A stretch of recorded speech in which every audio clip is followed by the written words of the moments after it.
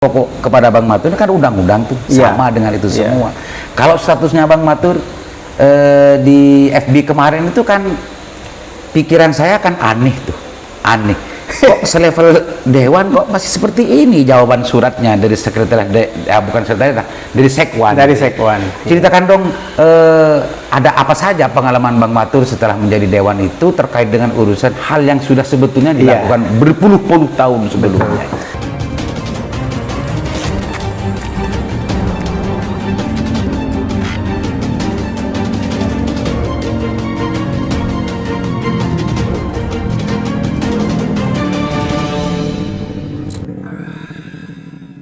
Assalamualaikum warahmatullahi wabarakatuh. Kembali berjumpa dengan saya Liman Haris di acara Sandasan.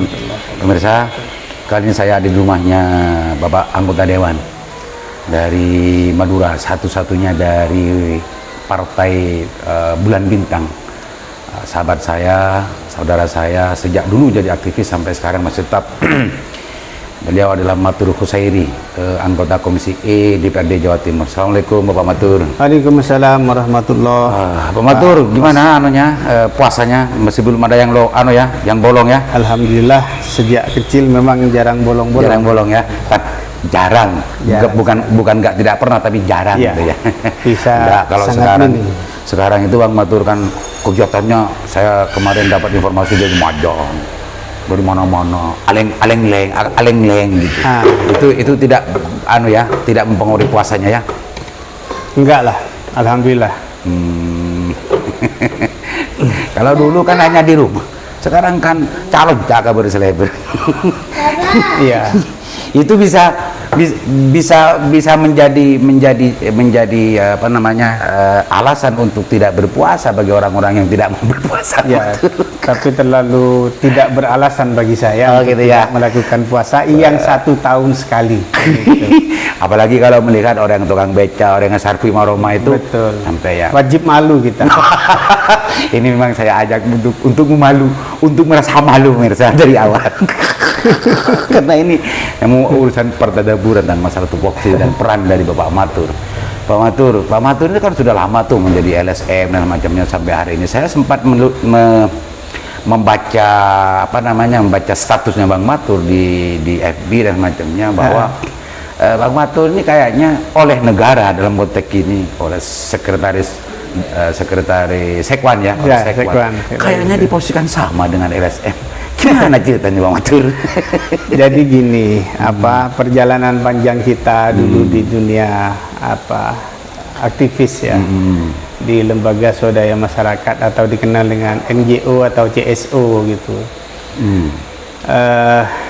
Saya masih ingat betul dulu kita bersama-sama, meskipun saya waktu itu mengambil peran di balik layar ya, dengan diundangkannya Undang-Undang Keterbukaan Informasi Publik atau KIP yang 2018, cuman efektif di 2008. Undang-Undang 18 2008 yang kemudian efektif 2010. Di 2010 dan kita respon di Bangkalan itu sekitar 2011. Ya. Jadi kalau kita refleksikan, ini adalah perjalanan panjang selama 11 tahun. Ya. 11 tahun. 11 tahun. Kalau Jawa Timur 22. Karena 2010 dibentuk. Oh iya betul, sorry.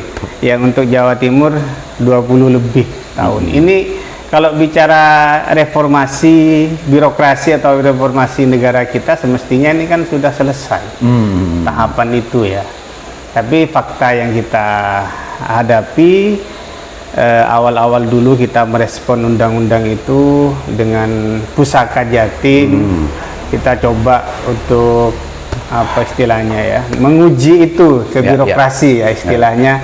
Mereka nih ngeh apa enggak dengan undang-undang itu ya, karena memang Komisi Informasi Jawa Timur waktu itu sudah dibentuk, dan saya ingat betul kita mengundang Pak Joko Tetuko buka puasa kalau tidak salah di warung Matus itu, dan di situ kita mendapat semacam pencerahan dan ilmu baru dengan undang-undang itu untuk mempertajam lagi partisipasi kita dalam proses bagaimana penganggaran, perencanaan penganggaran di masing-masing pemerintahan baik di level kabupaten maupun di provinsi.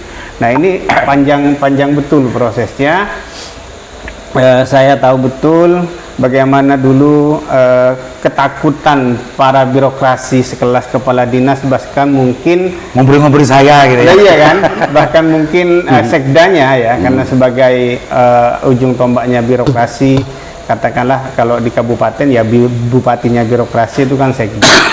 Ini kan sangat luar biasa. Saya mendengar cerita teman-teman bagaimana kepala dinas itu lebih baik ketemu kemudian ngajak damai di bawah meja gitu kan, karena ketakutan ketika anggaran atau program kegiatan di OPD yang dia pimpin ini kemudian diminta gitu. Ini sebenarnya ada apa gitu ya? Ini kan kalau normal-normal saja, kalau sebagaimana yang dijelaskan ke publik setiap tahun bahwa itu adalah untuk masyarakat dan lain sebagainya, tidak masuk akal ketika itu mau ditutup-tutupi kan begitu ya Pak Matur? Ya betul, sangat tidak masuk akal kan begini. Kepala daerah sebagai pemimpin di satu daerah, baik itu level provinsi maupun kabupaten kota, ini kan dia mendapatkan mandat atau amanat dari rakyat itu untuk mengelola. Ya kan, mengelola dalam artian itu bukan milik pribadi kan gitu. Sama semua perangkat daerah seharusnya pijakannya ke situ. Sehingga apa yang diamanahkan ke kami ini dengan jabatan yang ada ya harus saya pertanggungjawabkan kepada publik dengan membuka anggaran data, itu. dokumen ya. Dokumen itu dibuka gitu. Artinya Undang-Undang 14 itu bukan sesuatu yang sulit untuk dipahami, bukan sesuatu yang harus belajar 3 semester, 5 semester untuk memahami Undang-Undang 14 kan gitu kan. Kalau selevel pejabat dan lain sebagainya dan lain sebagainya itu tidak masuk akal kalau tidak mengerti dan tidak paham terkait dengan urusan apa sebetulnya yang dimaksud oleh Undang-Undang 14 tentang masalah hak informasi dan kewajiban dari badan publik terhadap informasi itu dan dokumentasi. Betul. Ini sejak tahun 2010 gitu Pak Matur ya, 2011 dan sekarang Pak Matur ini sekarang sudah menjadi dewan, ini bukan LSM lagi kan gitu kan. Makanya saya dari interval waktu 10 tahun 12 tahun sampai hari ini di Jawa Timur dan di kabupaten kota di Jawa Timur dan mungkin se-Indonesia ini Pak Matur, saya ajak tafakur dan tadabbur karena ini bulan puasa pemirsa.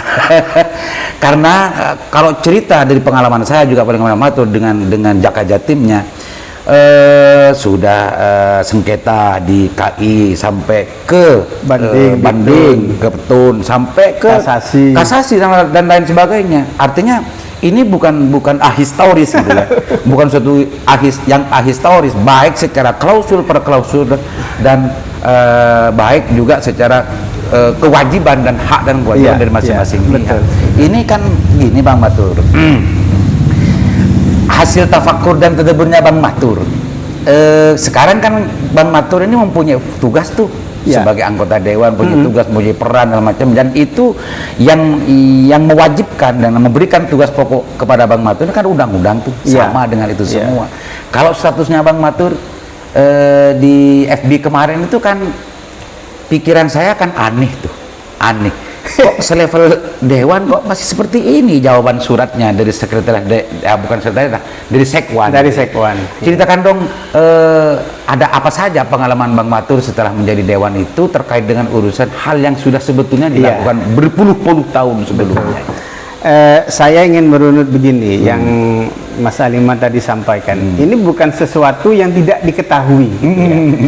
Artinya kalau tidak baca sekalipun kepala dinas atau pimpinan daerah, katakan gubernur dan sekda itu, saya pikir KI Provinsi Jawa Timur ini sudah sering melakukan sosialisasi. Artinya meskipun dia nggak baca itu undang-undang, tapi paling tidak kan kata orang Madura itu ngiding sih beda undang-undang KIP gitu kan, dan mana yang menjadi rahasia dan mana yang itu harus dibuka ke publik dengan tanpa diminta juga harus dipublikasikan gitu kan. Nah, pengalaman itu kita benar tadi di provinsi saya dengan beberapa UPD itu bahkan dengan pejabat Pengelola Informasi Publiknya itu PPID. PPID-nya itu menang sampai ke kasasi karena minta salinan APBD. Waktu itu yang 2016-2017 sampai kasasi kita menang pun itu tidak tereksekusi. Akhirnya karena nggak dikasih, kita laporkan juga ke Polda meskipun pidananya kan sangat banci. Banci. Karena memang pasal 52 Iya, 52 53 itu dari 51 52 53 itu sangat ringan dan dendanya hanya 5 juta rupiah gitu kan. Ini enggak jadi beban buat mereka. Itu. Kemudian ada dengan dinas yang lain juga sampai kasasi, sama enggak tereksekusi. Sama gitu. Sama. Nah, akhirnya saya kan berpikir gini, ini ada apa sebenarnya? Apakah memang ini unsur kesengajaan gitu? Artinya wes enak banget dia minta langsung kita kasih, nah, kan gitu. Berproses dulu lah, meskipun akhirnya juga nggak dikasih gitu ya. Ini yang kadang buat kita jengkel ketika menjadi aktivis atau LSM itu. Dan alhamdulillah di 2019 saya ditakdirkan jadi DPR itu, dan ekspektasi saya kan luar biasa, Mas Adiman. Sudah punya beda dong, iya kan? Kapasitasnya antara LSM dengan betul. Anggota dewan. Betul. Beda. Ketika berbadan hukum kita kirim surat kemana-mana, dibalasnya lambat segala macam, disuratin lagi keberatan, baru kita sengketa di KI dan seterusnya itu. Ketika di dalam pikiran saya, ketika dokumen KUA PPAS dimasukkan, RKPD-nya dan segala macam, dan dibahas di sana RKA-nya dengan komisi dengan mitranya itu, dan hasil dari persetujuan dan pengesahan itu muncullah namanya APBD kan gitu. Betul. Nah, asumsi saya setelah disahkan bersama itu, kemudian eksekutif ngirim ke Mendagri untuk dievaluasi, setelah itu kan dikembalikan lagi. Itu kalau saya baca undang-undang dan tatipnya itu nanti ada waktu mekanisme pembahasannya, mekanismenya itu akan dibahas lagi, hasil koreksinya itu atau enggak, ini kan tergantung kesepakatan antara eksekutif dengan legislatif. Nah, saya meyakini bahwa dokumen APBD itu masih berupa fisik kalau di Pemprov Jatim, artinya dicetak gitu ya. Dan itu benar. Ketika saya minta dokumen APBD tahun 2020, karena saya ngomong di rapat paripurna, ngomong di rapat bamus, dokumen itu tuh selalu jawaban dari pimpinan yang mimpin rapat waktu itu ngambang.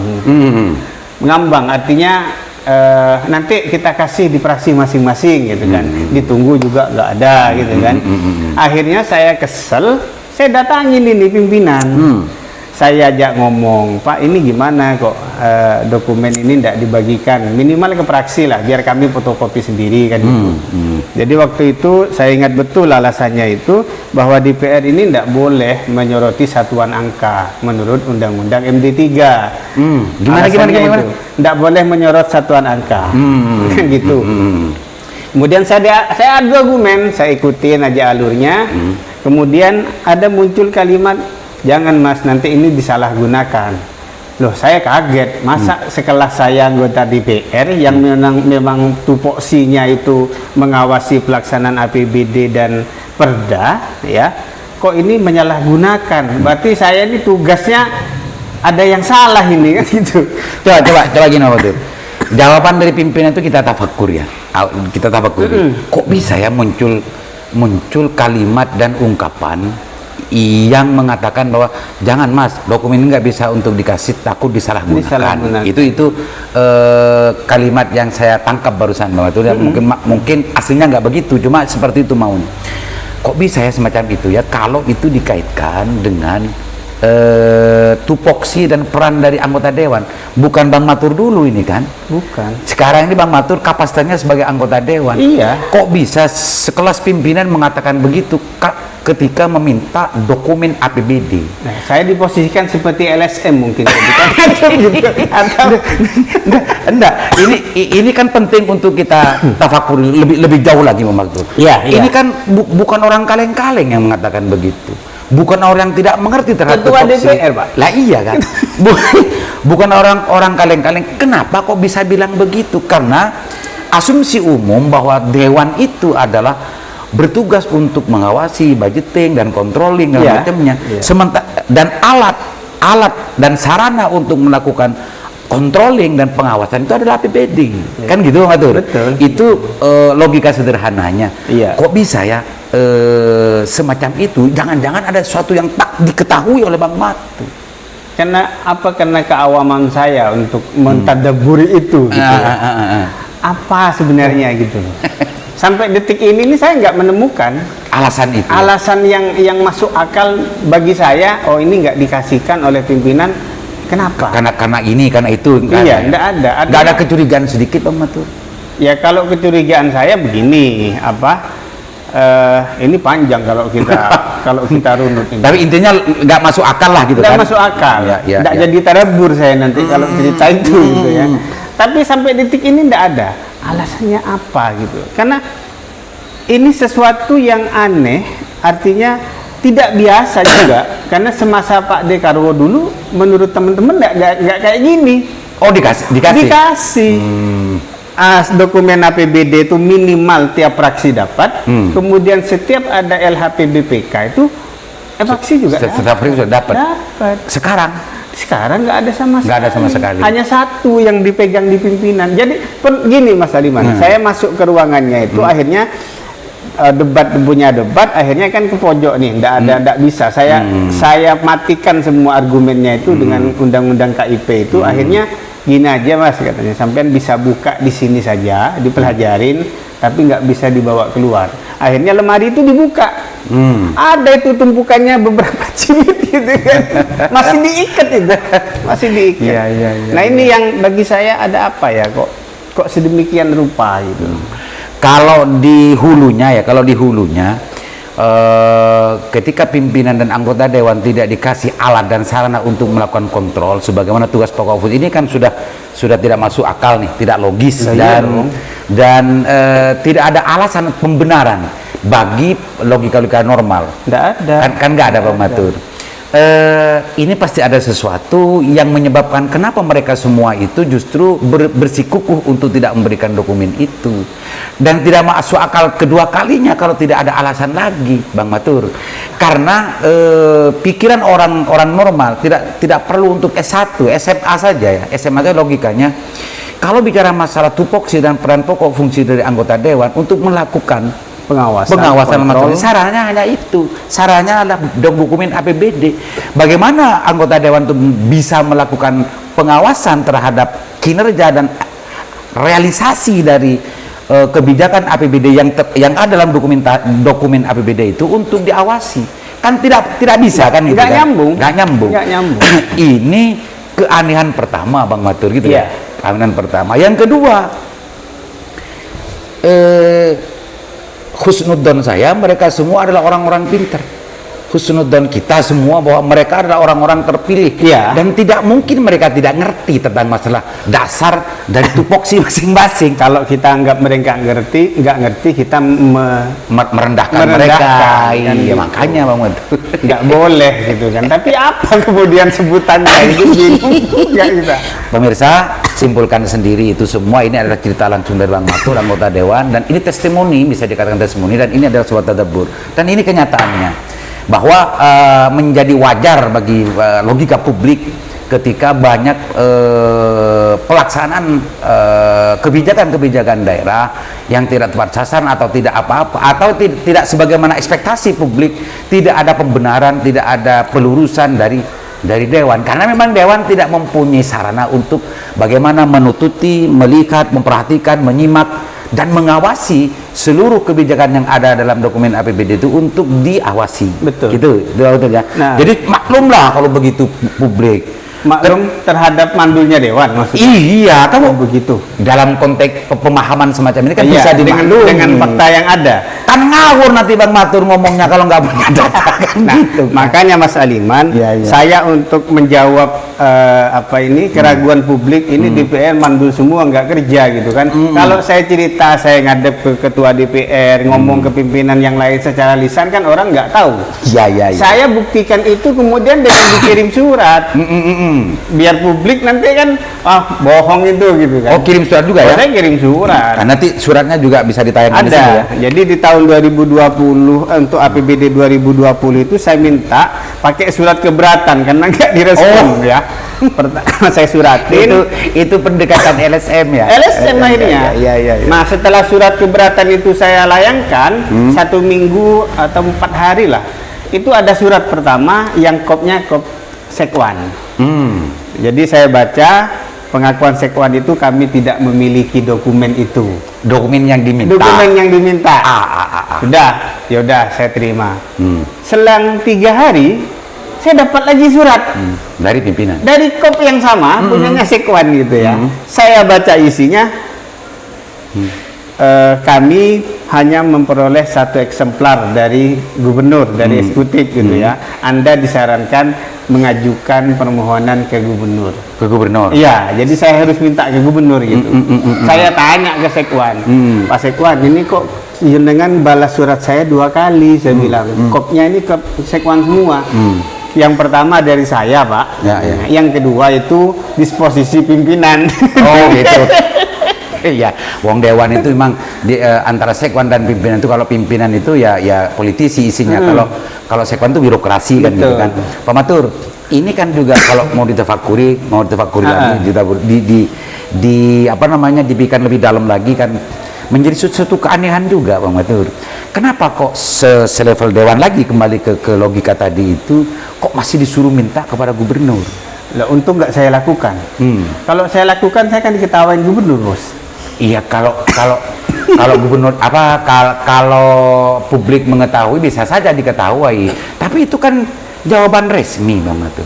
Iya, dan ini presiden buruk bersejarah peradministrasian di kantor DPRD Jatim. Saya malu sebenarnya. Pak, jangan-jangan memang begitu mekanismenya. Jangan-jangan.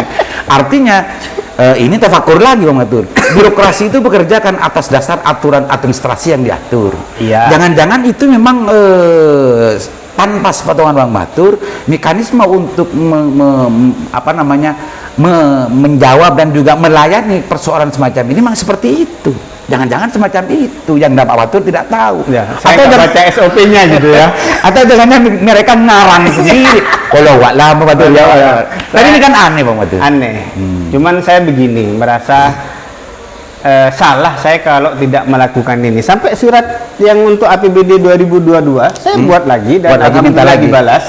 Nah, di surat untuk minta APBD 2022 itu saya cantolkan lagi APBD yang 2021 karena saya ngerasa belum dapat juga ya. Artinya permohonan yang sebelumnya itu dicantolkan lagi. Alhamdulillah jawabannya untuk yang APBD 2021 masih difotokopi ya. Kan saya di surat itu saya fotokopi dengan biaya sendiri. Sampai begitu ya. Oh, saya hitamkan itu. di bol gitu ya, ditebal. Itu pun masih belum dikasih. Belum, masih difotokopi katanya. Ini kapan surat ini, Bang? Surat ini saya terima dua hari yang lalu. Permohonannya bulan Maret tanggal 27.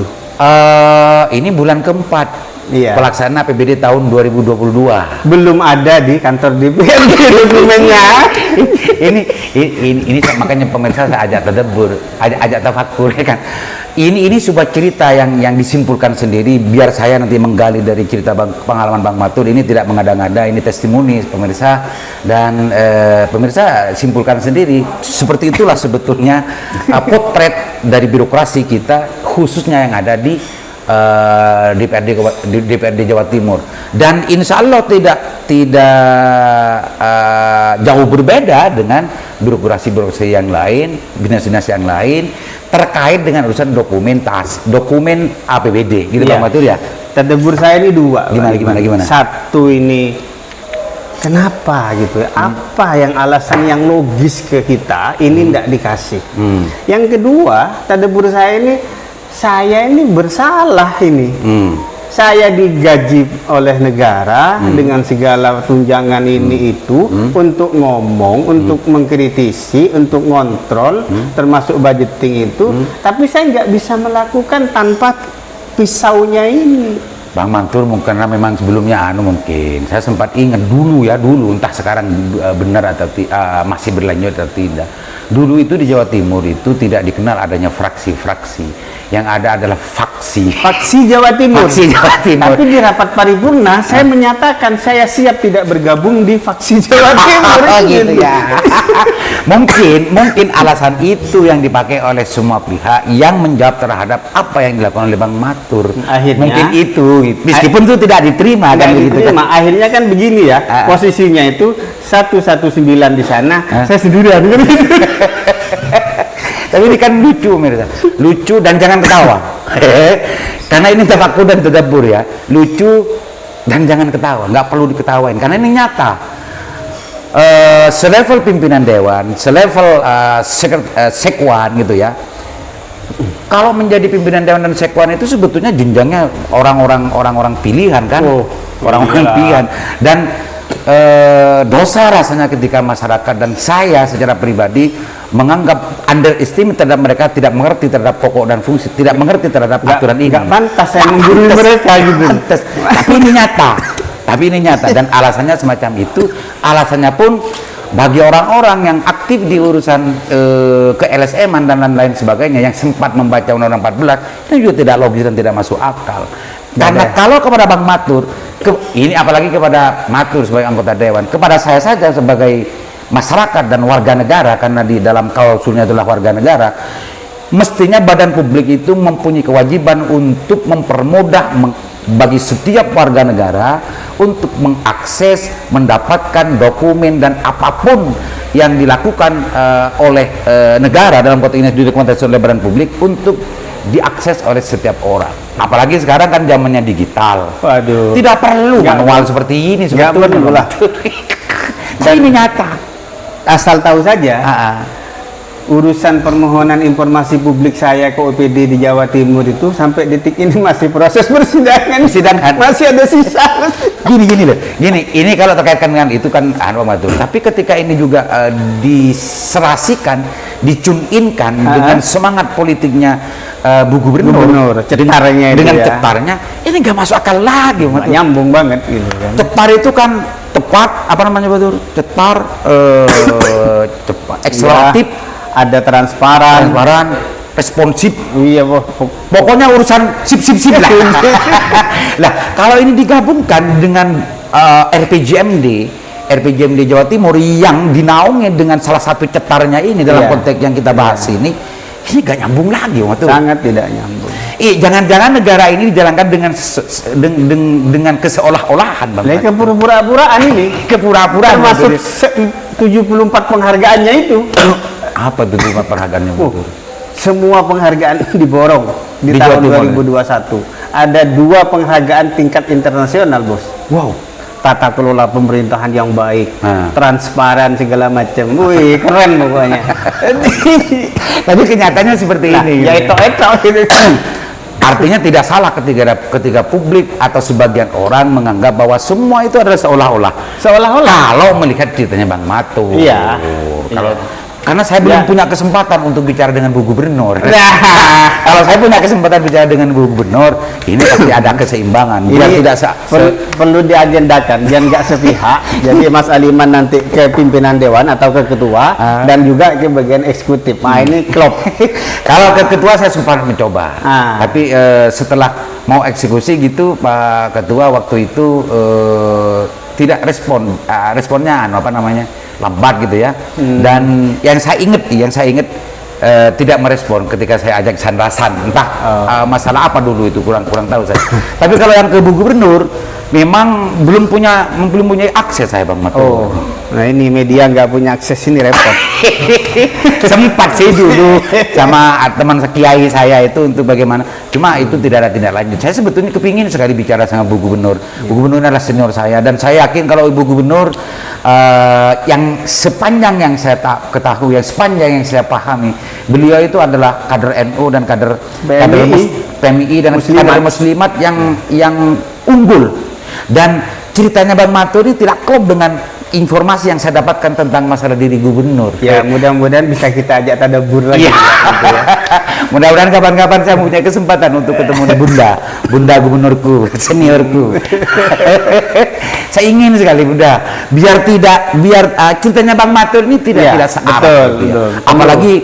Apalagi Ibu Gubernur senior saya ini, kebanggaan saya sebetulnya di dokumen RPJMD-nya 9 atau berapa poin politiknya yang nawacitanya ini ada cetarnya dalam macamnya. Ada. Jangan-jangan Ibu Gubernur yang tidak mendengar informasi ini, jangan-jangan Ibu Gubernur hanya mendapatkan laporan dari bawahannya, dari Pak Sekdanya, dari kepala dinasnya ya, yang bagus-bagus semua gitu ya. Jangan-jangan Bu Gubernur juga nggak tahu kalau dokumen APBD yang 2022 ini belum dikirim ke Dewan. Jangan-jangan. Bu Gubernur, ini lucu Bu. Ini sesuatu yang lucu, tapi insya Allah banyak orang tidak ketawa, tapi melongo gitu. Dan saya tidak percaya sekapasitas Bu Gubernur kalau ini direncanakan dan diinstruksikan oleh Bu Gubernur. Enggak lah. Saya sangat tidak percaya, karena saya meyakini dari keterbatasan informasi saya terhadap diri Bu Gubernur dan kapasitas serta integritasnya Bu Gubernur, dan saya tidak percaya kalau Bu Gubernur menginstruksikan kepada seluruh birokrasi untuk tidak memberikan dan membagikan dokumen APBD itu kepada anggota Dewan, apalagi. Saya juga nggak yakin. Nggak yakin ya? Nggak yakin. Gitu Bu Gubernur, ayolah segera diklarifikasi Bu Gubernur. Dan gini loh Mas Taliman, terdebur saya ada bahan lagi. Nah gimana? Kami sekarang saat ini kan lagi bahas RKPJ Gubernur ya. LKPJ-nya. Udah kemarin pansus sudah rapat dan masing-masing fraksi sudah memberikan pandangan umum. Kebetulan saya jadi jubir ya. Nah ini ketika LKPJ-nya dokumen itu lengkap bos. Lengkap, flash disknya dikasih soft file. Artinya kita bisa buka di internet, di komputer atau laptop. Nah ini barang yang mau dibedah, mau dinilai tidak ada, gitu ya. Tapi laporannya kita disuruh mempelajari. Itu dulu dikasih lengkap. Saya gini kemarin di grup itu, di grupnya Dewan. Coba APBD dikasih kayak gini. Saya bilang sama diperlakukan lengkap, ditandatangani, ada flash disk. Nah kalau APBD dibuat kayak gitu, betapa senangnya kita. Artinya LKPJ itu justru dibuat sedemikian rupa. Setiap anggota dapat. Dan masing-masing fraksi sesuai jumlah anggota itu numpuk itu. Saya ambil, saya bawa. Lalu nanti LKPJ itu nanti dari mana nanti fraksi-fraksi untuk mengkaji, melihat, memperhatikan, menilai tentang masalah LKPJ Bu Gubernur, kalau itu kalau buku APBD-nya dokumen APBD-nya nggak dapat. Saya nggak tahu teman-teman yang lain, mungkin mereka dapat akses, cuma saya nggak dikasih ya umpama. Mungkin saja. Iya, tapi ini kalau saya sendiri ya nggak bisa. Oh jangan-jangan gini Om Matur. Jangan-jangan mereka semua muka siapa gitu ya. Nah saya yang masih ketutup, Bang Matur masih terhijab, mahjub. Iya, masih belum kebuka. Jadi mereka tanpa dapatkan dokumen itu sudah motornya hati saya untuk mendapatkan dokumen itu mungkin sudah ngerti gitu. Makanya LKPJ sudah diberikan dengan sedemikian rupa gitu. Sangat lengkap. Ini pemirsa nggak usah ketawa, nggak usah ikut ketawa. Kalau pemirsa menyimak dari awal, pasti akan bisa menyebutkan sendiri bagaimana sebetulnya potret dari relasi Dewan dengan Pemprov Kabupaten, Pemprov Jawa Timur dalam konteks pelaksanaan pemerintahan di Jawa Timur ini. Pak Matur, saya kira untuk sementara cukup dulu terdeburnya Pak Matur ya, dan barangkali ada hal yang ingin lebih distressingkan lagi, silakan Bang Matur. Ya, pertama saya berharap antara saya atau kami di DPRD Provinsi Jawa Timur itu dengan eksekutif atau dengan gubernur dan jajarannya, karena kita kalau di rezimnya Undang-Undang 32 2014 itu kan ibarat dua sisi mata uang. Nggak bisa kemudian kepala daerah, gubernur ngaku berhasil gitu kan. Ini keberhasilan bersama, namanya pemerintah daerah. Karena kita satu rezim undang-undangnya. Nah, ke depan mudah-mudahan tidak ada lagi seolah-olah ini.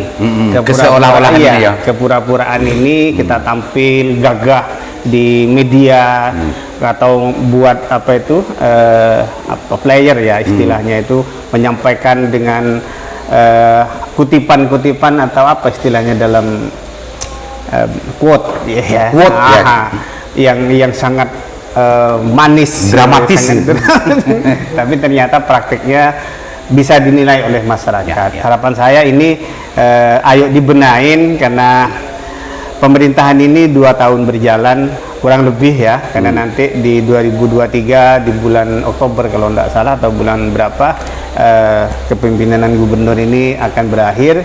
Dan apa yang kita bahas hari ini dan sebelumnya ini sebenarnya iya bentuk kritik juga, tapi ini kritik yang lebih sebenarnya eman-eman, karena Bu Hovifah ini kader NU, ketua muslimat, kemudian juga senior kita di PMII. Jadi bentuk ini adalah bentuk rasa eman dan rasa sayang kita agar kepemimpinan beliau nanti di periode ini atau toh nanti di periode yang akan datang ini akan lebih betul-betul yang sebenarnya gitu ya, lebih baik tentunya. Oke, gitu Pak Maturiang. Ya, pemirsa, itu tadabbur kita, itu tafakur kita bahwa perjalanan pemerintahan di Jawa Timur itu sebagaimana penggalan cerita yang sudah diceritakan oleh Bang Matur sebagai anggota dewan di Provinsi Jawa Timur. Catatannya adalah bahwa tidak semua anggota dewan Provinsi Jawa Timur itu dan juga masyarakat Jawa Timur itu adalah mukasyafah.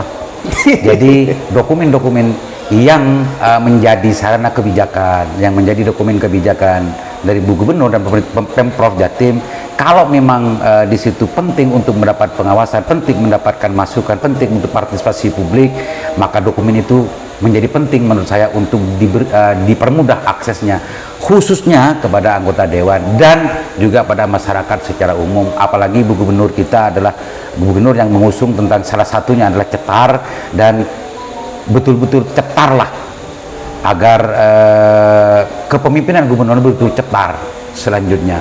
Mudah-mudahan bermanfaat. Assalamualaikum warahmatullahi wabarakatuh. Waalaikumsalam warahmatullahi wabarakatuh.